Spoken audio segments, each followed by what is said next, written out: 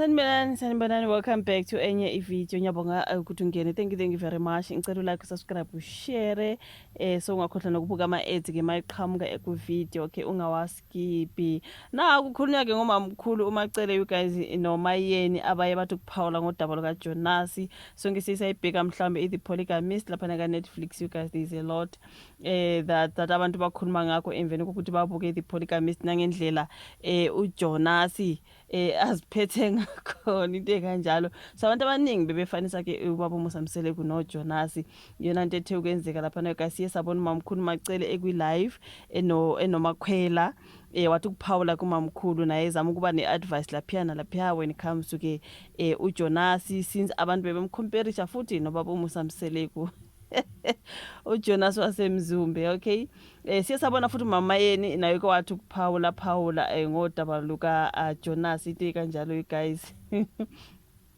So kuthiwa ke ahlukene phakathi wona amakhosikazi kababa uMsamsele kuThando neSithembu nomna kwethu ngendaba kaJonas kuGomora. Jonas Gomora okuyindawo elingiswa ke ngubhuti uStimo Mtshali, you guys, kuyi The Polygamist. Izinkosikazi wesihlanu sami ke ecela ukungaphawuli ngale ndaba esifaniswe nomyeni wakhe, kodwa uMayeni noMacele abawuhlaba ngihlala. uMayeni umgxeke kakhulu uJonas ngokuba ke isoka lamanyala, you guys, noma abantu bethi hey hayi, kodwa ubaba uMsamsele kwavena isoka lamanyala ave isoka lamanyala, you guys. Hey, akunzima elihamba libhabhabala nanoma yimuphi umuntu wesifazane kulomdlalo. Unxusa abantu ababiza umyeni wakhe ngoJonas kuMamayeni loyo. Uyiwanxusa abantu ababiza ke ubaba uMsamsele ngoJonas ukuba bahlukane nalowo mkhuba. But ngoba nje izenzo ziyafana Mamayeni, like for me nje when I watch uJonas then ubaba uMsamsele hayi angeke bafuni, like umahluko wona ukho. There is no difference. I mean, that's according to me. Phela yena indoda yakhe kuzomela bafethu umama noma omama bakhulumele indoda yabo noma besazi ukuthi udinga uJonas ngempela, they will just have to, at least, you know what I mean. Hayi kodwa ngeke sihlukane na uphi umkhuba nje Nkosi yami, ngoba nje uJonas nje ehambe akunzima. Uthe ubethu uzowuziba lo mdlalo angawubuki, kodwa ke ukuqhathaniswa kwamakhosikazi kaMsele kunezinqandamathe zikaJonas yikho kumgqugquzela ukuba awubuke. Nakhona uthe akazibukanga zonke iziqephu ngenxa yakhe yokucikeka. Nami ngingasho ngithi angikazibuki zonke, kodwa sazozibuka zonke. Uthi yinja uJonas kufanele nje ehlise umoya wakhe lo sisi.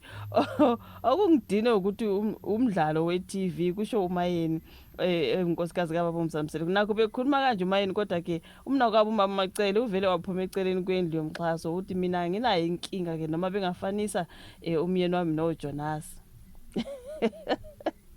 Yangihlekisa le ndaba guys, ngiyaxolisa.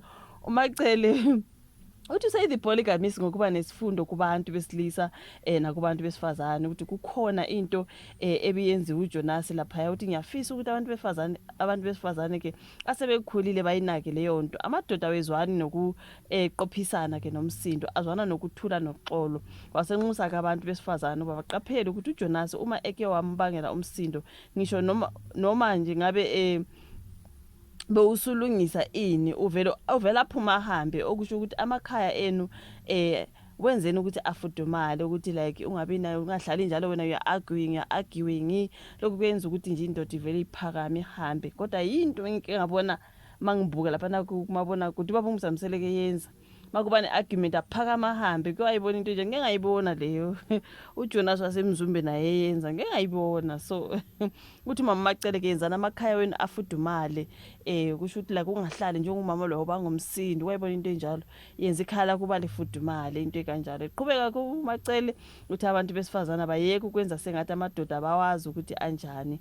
Uthi into ebifuna uJonas uxolo nokuthula kuphela. uMacele uthi indoda ayinqene ukukushiya esithabathabeni somuzi osendaweni yabadla izambane likaPondo iyokipita nentombi ehlala emjondolo ukuze ithole nje ukuthula nothando. Bayakwenza ke lokho bafowethu. Ungahlala njalo umuntu onomsindo rasayo into ekanjalo, wena njalo uyakhuluma uzophuma vele umuntu, never mind how rich, however money you guys have na yonke into, kodwa ungahlala umuntu onomsindo angakushiya umuntu nje ngempela aziyele nje emuntwini othuliyo. So advisor kanjalo mama Macele ukuthi angakushiya kuleya ndlu kaNokusho nezimoto zikaNokusho aye emjondolo ayokipita nje nomuntu onjani o peaceful. So zamani ukuthi bafethu kungabi nemisindo ke i-advice kamamkhulu le, okay, kube nokuthula nothando ezindlini. Kunalokuthi ke ikhonkotha o sport abantu besifazane singaphenduki osport guys, ngagcina kuthiwa kosport ngamadoda, manje sekuyito sport iyangena indoda. Hawu hayi, abantu abaningi bakhwele badilika kuJonas beshiya bangalazi. uJonas ke ushadele uJoyce Gumede, Matipa ke noEs, into kanjalo. Yey guys, kuningi laphana ngempela, kodwa baphawula ke ngento ke ekhulunywe ngumama Macele mangabe ke ebekuqhathaniswa kubaba uMusa Mseleko noJonas. Mawungathi uyabuka nje kodwa hayi kodwa ubaba uMusa Mseleko abamkhulumela manje uJonas nje leya.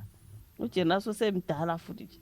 Imagine khona manje guys, he was busy hinting about number 6 athi yena mabangaqhubeka bangamhloniphi.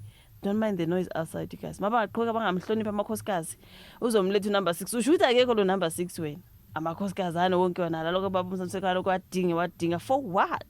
Kona manje uyakathi ukuzigulela, akathi uyabona ufunani, usukhulile njalo amakhosikazi la semaningi Jonas. Awuzinze inkosi yami, awuzinze.